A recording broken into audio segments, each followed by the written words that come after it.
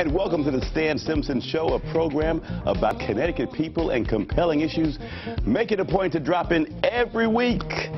Don Cornelius saw a need in the entertainment business, then he created a niche.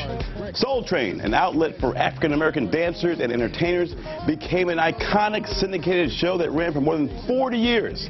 Today, music producer June Archer and Hot 93.7 radio host Linda Reynolds talk about the legacy of Soul Train and the influence of Cornelius, who died recently of suicide at 75.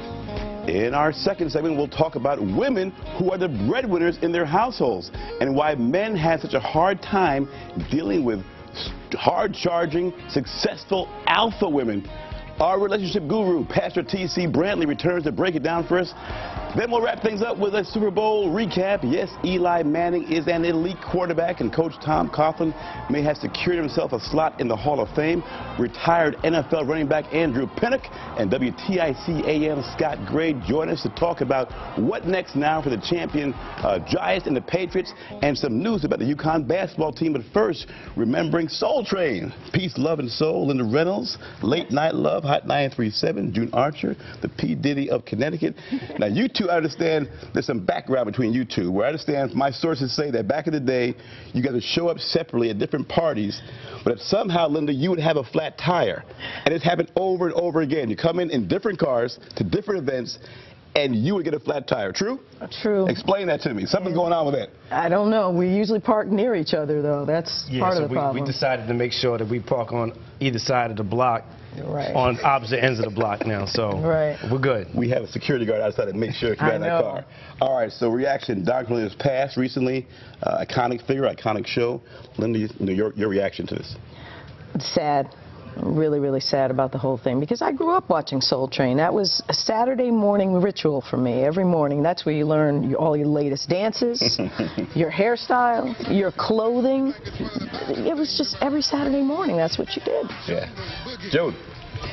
For me, it was just incredible to watch the artists such as Michael Jackson, the OJs, guys that we wanted to actually be like when we grew up, when I actually sang in a group room service. And then just years down the line, he just became an influence and inspiration for me to do things like Hot Chocolate Soul, knowing that you're giving artists the opportunity and the platform to showcase their talent. So it was more than just music and fashion, entertainment. It was just having a man of color in that position to give people a position of power to actually promote what it is that they were selling, be it music, a lot of the hair products and such. So it was a great influence just to have him see people of color in those positions and having a great time on television. But even though the focus was folks of color, there was a broad audience. A lot of white kids are watching at home also. So speak about that. He found this niche, a dedicated audience, but then he found, gee, I got a pretty broad audience here. White kids are tuning in too. Why were white kids tuning in?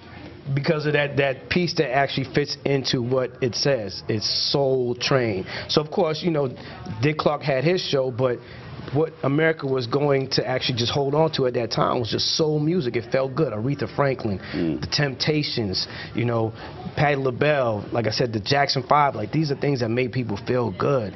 I mentioned white kids, but of course Latin kids, Asian kids, a very broad audience. Now, Linda, your audience, you have Late Night Love out there, maybe an older crowd maybe, but what are you hearing from your audience as they look back? Younger folks today, do they understand about the influence of Soul Train, or do you find them sort of offbeat on that? Probably not, because think about it. This is before we had MTV. This is before we had BET. We didn't even have music videos. So Soul Train was our video. This is where we got to see all the groups that we hear on the radio, watch them perform. It was just, that was it for us. That was our MTV. June mentioned from a business standpoint, we tend to look at Soul Train as an entertainment, outlet, but it was a business, and he ran it for 40 years, and he syndicated it, so he was a brilliant businessman. I think that too many times gets undersold, that this was a guy who understood business. June? Most certainly. I mean, when you look at people like Puff Daddy and Jay-Z and Michael Bivins, like, they got their business acumen and education from someone like Don Cornelius. If it wasn't for him leading the way, I'm sure there wouldn't be a Bob Johnson as well, because we look to him to actually figure out what it is and how can we actually break musical artists. Bob Johnson, the CEO and owner, founder of a BET. And speaking of BET, they had a video, I think Mike has this, the best tribute you can have to Don Cornelius on the day of his funeral, I believe it was, a spontaneous Soul Train line in New York City, where it went almost a block and a half long. But folks, it's the best tribute ever. We see it here on TV, where folks just in a spontaneous manner, a Soul Train Ryan was created on his funeral. It doesn't get any better than that as far as tribute. Your thoughts as you watch this? Well, I mean, think about it. No matter if you go to a wedding, you go to a birthday party, one thing that's going to end up happening, whether you're doing any other line dance, the Soul Train line is going to hop and pop at any given moment. It's right after the line dance. It's right after the Tootsie Roll and all of that, Macarena. The party is not a party unless you hop into the Soul Train line. Can you do that dance there, June? Can you do this right here? Of course. I could, you know. That's a little old school for you, man. This right here? I get the broomstick, I get the pencil, all of that. When in doubt, just do the broomstick, because that's my philosophy. You already know. That's the broomstick, okay. So what's next now? After you have a void here, right? So what can happen to fill this void? A guy, June Archer, can you put a show in there to duplicate the success of Soul Train, or is that sort of an original where you can't duplicate it? It's definitely original, and I know this. I've been talking to a few people, and it seems as though Magic Johnson has got involved in the franchise, and he's looking to do something to bring back the Soul Train brand. So it's going to be interesting to find out over the next couple of months what's actually going to happen and how they do it. But I think there's so many new artists that can actually benefit from having that platform.